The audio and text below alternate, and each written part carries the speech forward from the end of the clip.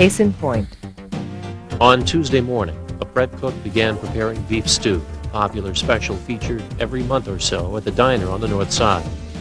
The vegetables received a very quick and incomplete washing, but the stew was cooked to the proper temperature and received its usual share of compliments. When the diner closed, the stock pot with the leftover stew was placed in the walk-in. The next afternoon, the cook noticed the large stock pot of stew had never actually gotten cold, but was still lukewarm. Concerned, he reheated the stew quickly, but did not check the final temperature. Unfortunately, it wasn't hot enough. No less than 23 customers and 2 employees who ate the stew the second night became ill. Yet no one who ate the stew the first night got sick. What was different about the leftover? How could this outbreak have been prevented? What happened? The Educational Foundation of the National Restaurant Association presents the Serving Safe Food video series. Introduction to Food Safety with Assistant Manager Nick Lucci. You may be interested in knowing whether that was a true story or not. Well, you bet it's true. Change the names, the time, the place. It happens in this business and it hurts everybody involved. The happy ending is maybe the diner gets to reopen. After an investigation, being closed for 2 weeks, everybody laid off, reputation down the tubes, people sick, including 2 employees. Some happy ending. A better ending would have started with a better beginning. Knowledge of food safety. It's important. Food safety is important to you. It's a big part of being a professional. Hey, do you want to make somebody sick or get sick yourself? Of course you don't. So let's talk about it. I want to let you know why food safety is important, especially why it's important to you. Next, we're going to find out what we're dealing with here, what microorganisms are, and how they make people sick. Up next, we'll get into the flow, the food path from the receiving dock to the table. Then watch out for these things, 8 ways that outbreaks occur, and what you can do about them. Why food safety is important. Why? Hey, it's your health, your job, your income. And not just for you, but your coworkers, your customers, you know, the whole reason your place is in business. Following some simple procedures is all we're talking about here. Sure, it takes some extra time and effort, but then you know you're doing things the right way, the safe way. Important? Well, you're a professional, right? Right. Right. This is part of being a professional, taking pride in your work and how you do it. What is foodborne illness? Foodborne illness. Illness, that's pretty simple. Food, we know what that is. Born. We're not talking about birth here. It's born with an E. This born means carried. So, foodborne illness is an illness is carried in the food to the people who eat it. Now, what causes the illness? Microorganisms. Microorganisms are microscopic one-celled organisms such as bacteria. Organism, that means it is alive. Microscopic? Smaller than you can see, my friend. You need a microscope. Where are they? Well, just about everywhere. For instance, you carry bacteria in your mouth, your hair, on your hands. That's one of the reasons it's so important to shower daily and wash your hands. And get this, lots of the food you receive already have bacteria in it. Okay, so take something high in protein, like meat or poultry. Leave it at room temperature, and a single bacterium will grow and multiply, and pretty soon, that food would make just about anybody sick. All right, so that's not the scientific explanation, but that's the way it happens. There are some other ways too, and we'll talk about them in a bit.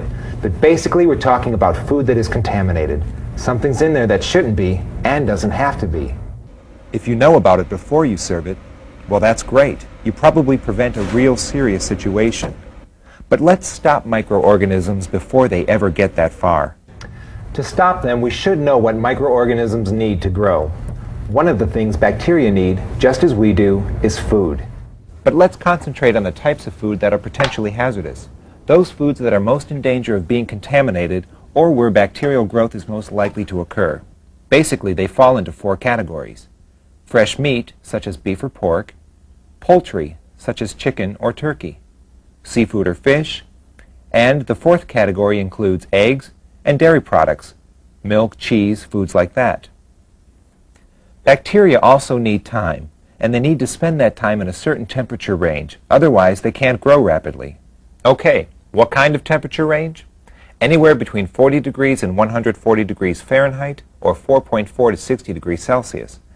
This is the temperature danger zone. That's quite a spread. How much time? 4 hours. But that's not as long as you think. That's 4 hours total time, anywhere in that temperature range. Time with the supplier, transportation, receiving, thawing, time for prep.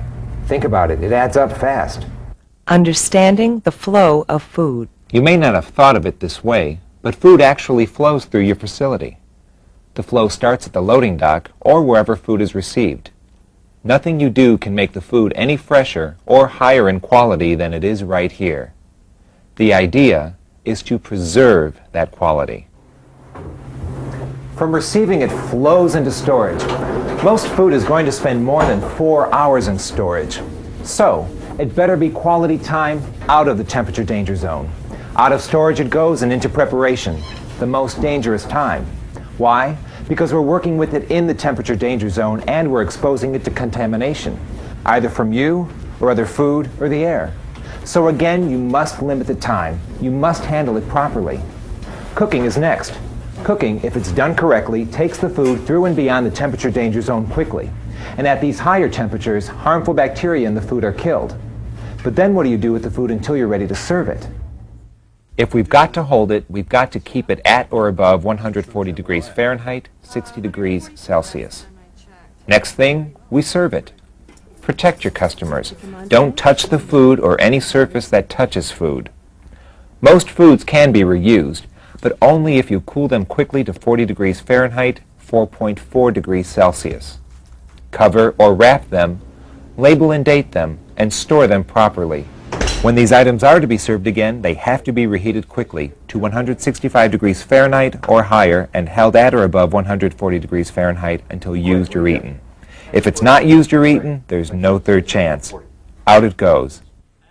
Every one of these stages is important. Here, and here, and here, and the rest of them. Food must be properly handled. Minimize the time spent in the temperature danger zone at every point. A breakdown anywhere can cause big problems, trouble you don't need. All right, now that you understand the flow, let's see where those breakdowns occur. You know the list. 8 frequent causes of foodborne illness. 1. Failure to cool food properly, far and away the leading cause of foodborne illness. Food is left out in the open air to cool or stored hot in large quantities in the cooler. Microorganisms multiply and may produce toxins, which are poisons that cannot be eliminated by cooking. 2. The food just doesn't get hot enough to kill all the bacteria. Maybe it never gets out of the temperature danger zone, or it takes too long to get out of there. Result? Microorganisms still in the food could make people sick. It's as simple as that. 3. An infected employee with poor hygiene spreads some bacteria or virus to food. 4. Food is prepared a day or more in advance. If you do this, you have to be even more careful because food is handled more. 5. Raw ingredients are mixed in with cooked or reheated food. Listen, cooking kills bacteria. But if you mix raw food with food that's already been cooked, you may contaminate the cooked food. Never mix raw with cooked. 6. Food is left in the temperature danger zone too long. We've been talking about this. Minimize the time food spends between 40 and 140 degrees Fahrenheit or 4.4 to 60 degrees Celsius. 7. Food that has been cooled is not reheated to the proper temperature, one that's high enough to kill bacteria. Reheat all foods to 165 degrees Fahrenheit or 73.9 degrees Celsius. 8. Cross-contamination. Remember I said some foods come into your restaurant already containing bacteria? When the food is cooked, the bacteria are killed, right? No problem. But what if some of them are left on a cutting board or a knife, and then we go to prepare the fresh lettuce? No cooking there. The contamination is crossed from the raw chicken by way of the cutting board to the lettuce. Cross-contamination. Big trouble. There are some other hazards to food, too. There are chemical hazards like cleansers and sanitizers. These can get into food if they're not stored properly. They don't belong anywhere near food. And finally, there are physical hazards, such as glass chips or metal fragments which are not supposed to be part of the food. Your jewelry or hair can be a physical hazard too. Take your jewelry off and leave it behind. Don't take anything onto the job that you don't need. And the hair? Restrain it. All right, let's go back to our case in point and go over what we've learned about food safety and the flow of food. Beef stew, prepared with poorly washed vegetables, was served the first night without making anyone sick. Cooled in the walk-in overnight, the leftover stew never got below 75 degrees Fahrenheit. The stew was quickly recooked, but no temperature checks were made. It was held at 140 degrees. 25 people became ill from eating it the second night. The answer to a case in point. We asked what happened. Well, foodborne illness happened. Since the vegetables were poorly washed, the bacteria went into the stew. The large stockpot of stew was put into the walk-in instead of being divided into shallow pans. And the bacteria grew. Then, when the stew was reheated, it did not reach a temperature that would kill the bacteria, and people got sick. And that goes right to the point we've been making. You have to be careful at each step. Beware of the flow of food in your operation. Don't do anything to temperature abuse or contaminate the food while it's in your control. That's what I mean by professional. Doing your part to protect the safety of your customers, your co-workers, and yourself. Take care.